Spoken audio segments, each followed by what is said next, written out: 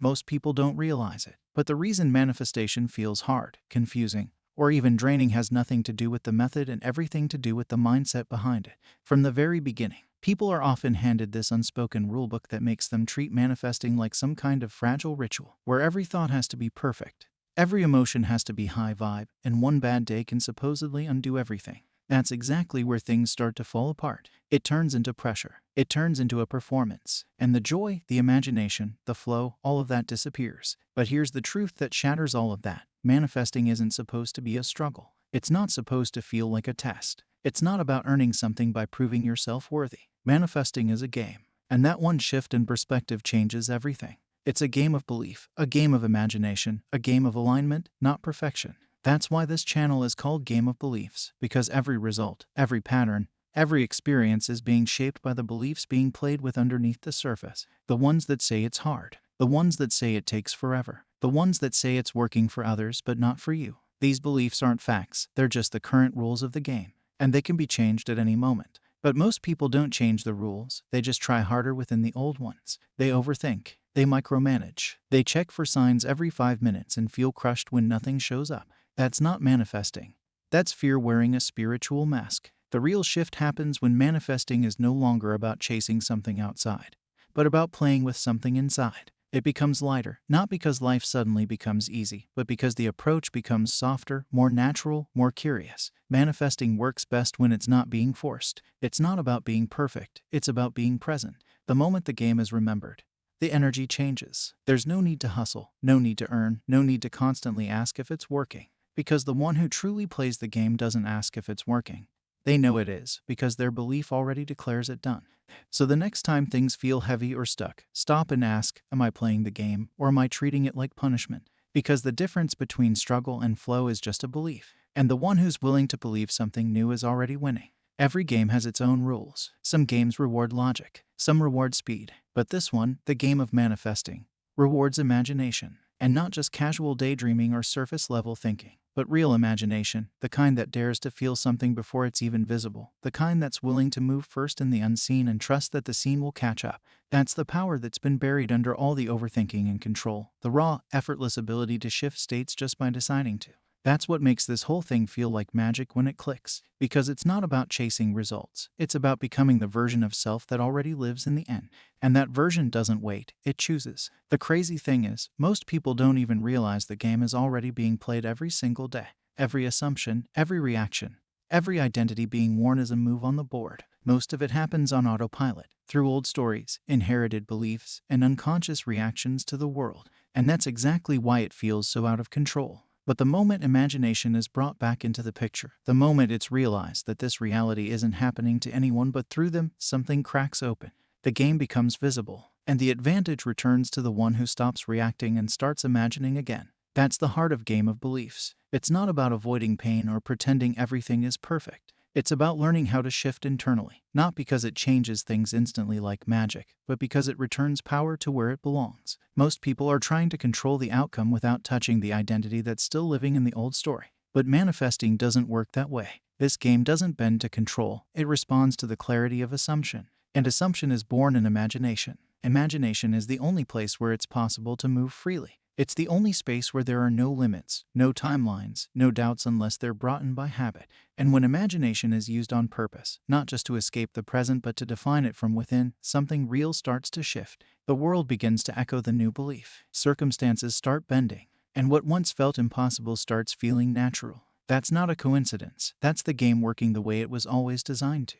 So if manifesting still feels like pushing a rock uphill, it's not because the universe is against it. It's because imagination hasn't been trusted fully yet. The question isn't how do I make it happen? The question is, am I really living from the version of me that knows it's already done? Because the one who plays this game with imagination as the guide is always several steps ahead. Not because they force reality to change, but because they remember that the one who sees it first wins. One of the biggest reasons people feel stuck in manifestation is because they think they're trying to attract a thing. A relationship, a job, a house, a message, an amount of money, and they put all their focus on that one result as if it's separate from who they are. But this game doesn't work that way. In this game, you're never really manifesting the thing itself. You're manifesting the state of being where that thing already exists. And that difference changes everything. Because if it's about the thing, it turns into waiting. It becomes this long stretch of time between the desire and the outcome, filled with doubt and checking and trying to stay positive. But if it's about the state, then everything becomes immediate. It's about shifting into the version of you that already lives in the reality where it's normal to have it.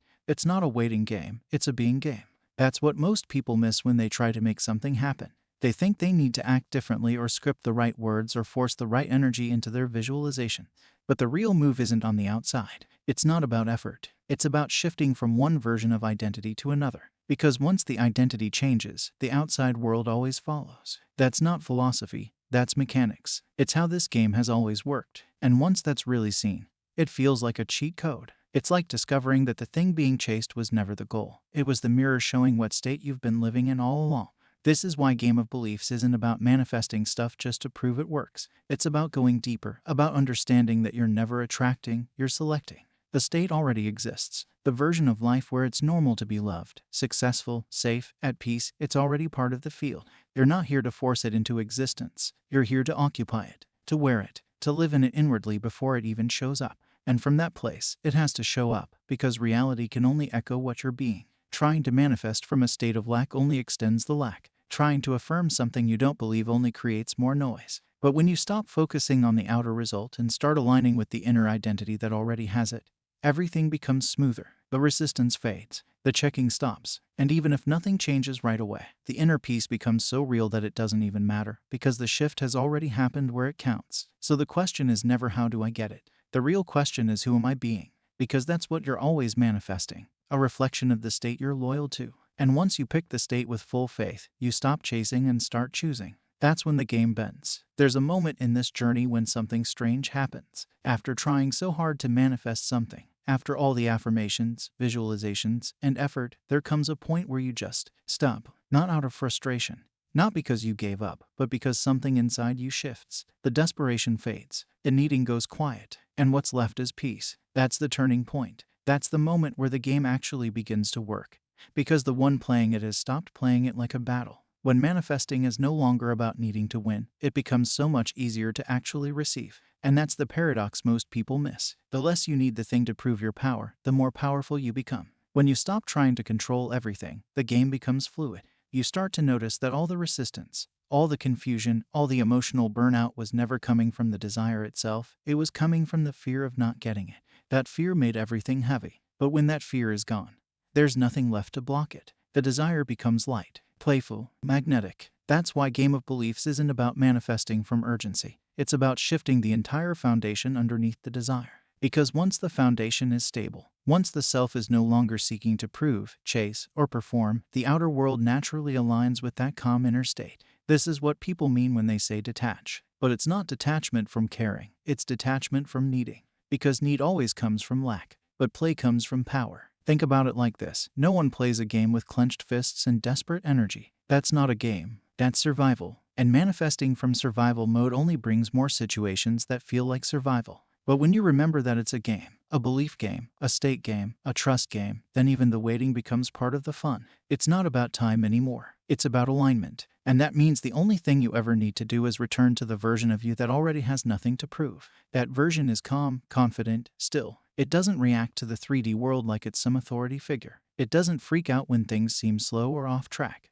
Because it knows that the game always plays out based on what's being lived internally, not what's being chased externally. So when you stop needing to win, you don't lose, you finally become free enough to let the win come to you. And the best part, the moment you stop obsessing over whether it's working is the moment it starts working. Because the energy shifts from force to faith. And in this game, faith always wins. There's this quiet kind of confidence that shows up when someone finally gets it, not just intellectually, but deep in their body, in their nervous system, in the way they walk through the world. It's the confidence of someone who knows they don't have to chase anything anymore, because they've already become it. They're not trying to manifest love, they are love. They're not trying to attract money, they live in abundance. They're not trying to pull opportunities, they embody worthiness. That's the level where this game stops feeling like a struggle and starts feeling like alignment. Because you can't lose what you've fully become. And that's the hidden key most people skip over. So many people are trying to manifest a version of life while still being the version of themselves that doesn't believe it's real. That's why it doesn't land. That's why it always feels like something's missing. Because the old self, the one that's still unsure, still doubting, still reacting, keeps showing up to claim a reality that doesn't belong to them anymore. And it's exhausting. But once that old identity is dropped, once the shift is made to being instead of wanting, everything starts to bend differently. Reality starts meeting you where you actually are, not where you're pretending to be. That's what Game of Beliefs is really about. It's not just about learning how to imagine or how to affirm. It's about becoming so stable in your chosen identity that nothing can shake it. Not circumstances, not silence, not delays, not even the part of your mind that still wants to panic. Because once the new state is truly worn, it stops being a mask. It becomes who you are. And from that place, even if the world looks unchanged for a while, the inner knowing doesn't move. That's where the real magnetism begins. Trying to hold on to something from a place of fear always creates pressure. But becoming the version of yourself who already has it erases the fear entirely. There's no grip, no desperation, no countdown clock ticking in the background. There's just the quiet knowing that everything is already done, and that the outer world is just catching up. And once that becomes normal, nothing can be taken away from you. Not because life can't shift, but because your identity doesn't rely on outcomes anymore. It's rooted. This is why you don't manifest by convincing the world. You manifest by becoming so solid in your inner truth that the world has no choice but to reflect it. Not because you forced it, but because you are it. You're not hoping to get there someday. You're living from it now. And that's how this game gets won. Not through struggle, not through waiting, but through full embodiment. Because when you become it, it's yours. At the end of the day, all the techniques, all the teachings, all the different methods out there, they're just tools. They're not the power. They're not the magic. The real power has always been the one who's using them. And that's what this whole game is about. Realizing that the only rule that ever truly matters is the one you keep living by. Not the rule you read in a book, not the rule you heard in a video, not even the rule you write in your journal, but the one you accept as real, the one you breathe into your identity, the one you wake up and carry every day like it's law. Because once you treat it like law, life treats it like law too. This is what most people miss when they think manifestation is about saying the right thing at the right time or imagining something vividly enough to trick the mind.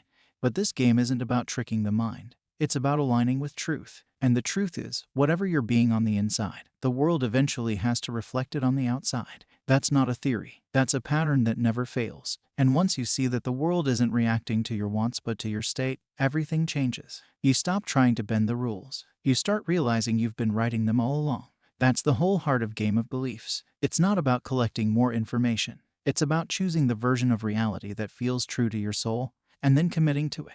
Not just when it's easy, not just when it shows signs, but especially when it doesn't, because that's when the old state starts to dissolve. That's when the bridge of events starts to form. That's when the shift becomes unshakable. And the moment you stop asking, is it working yet, is the same moment the answer becomes yes, because the version of you who knows it's done doesn't need to keep checking.